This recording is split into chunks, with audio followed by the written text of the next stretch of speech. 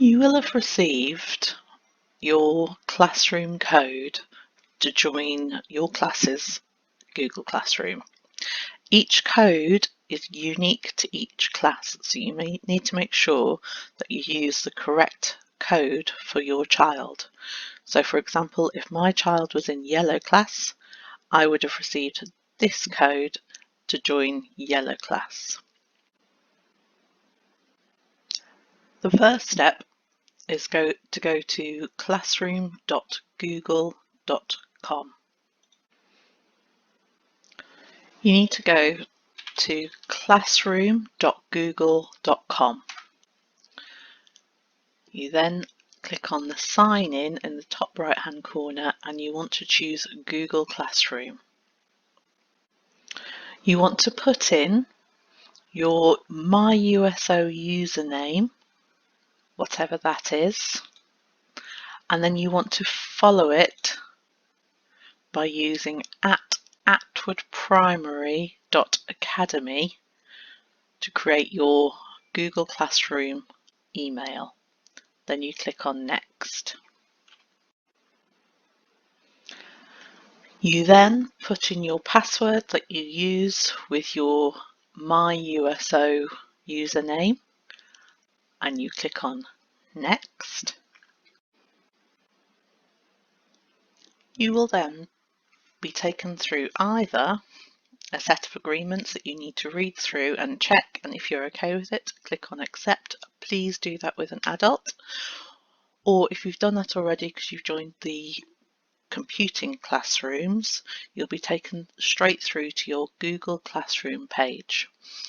You'll either have a class here, but if you haven't got any, it'll just look like my screen here. Click on the plus sign in the top right hand corner to join a class. You will need your code for your individual class. You will then have to go back to your Google Classroom access instructions where you'll find the code for your child's class or your class. Copy that code and then paste that into the class code box and click on Join.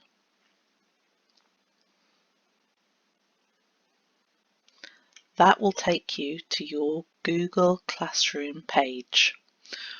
On the first page, you will see any messages that are there for you.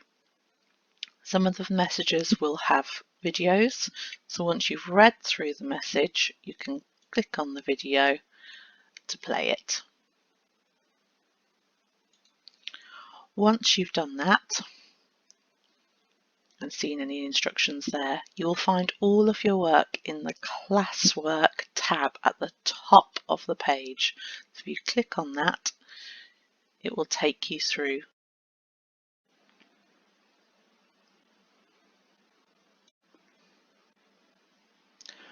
Once you're on the Classwork page, you will see that on the left-hand side there's all of the topics.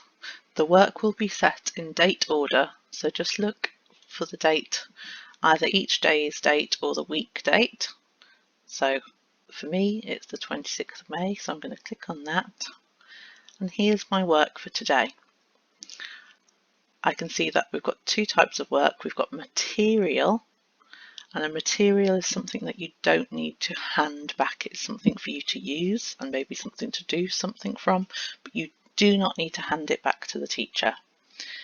And this icon is an assignment. I know that that one will need to be returned to the teacher.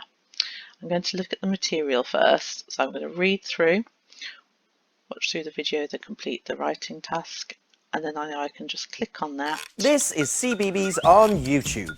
Watch the video, and once I've finished watching the video, I can go on to my assignment. I read through the instructions first. It's always important to see what your teacher has said you need to do. And then I'm going to open the attached document. My teacher has said to put a description. And once I'm happy with that, then I can turn it in. So I'm going to click on Turn In. I can then either turn in the whole document, or if I want to add something else, I can cancel that for the moment, and then I can add, and I can upload or create something else. If I want to upload a file, so a photograph of something I have done, I can click on File and I can find that image or document on my computer. I can create a new document if I want to, or a slide or a drawing to add to my work, whatever your teacher has said for you to do. My teacher hasn't asked me to add anything else. Say I wanted to add a file, I could select from my device, and then I could select my image and upload it to go with my story. Once I am happy with that, I want to turn it in so that my teacher can mark it.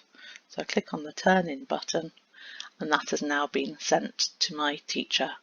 If I've made a mistake, I click on the Unsubmit button, edit that, and then I would turn it in again.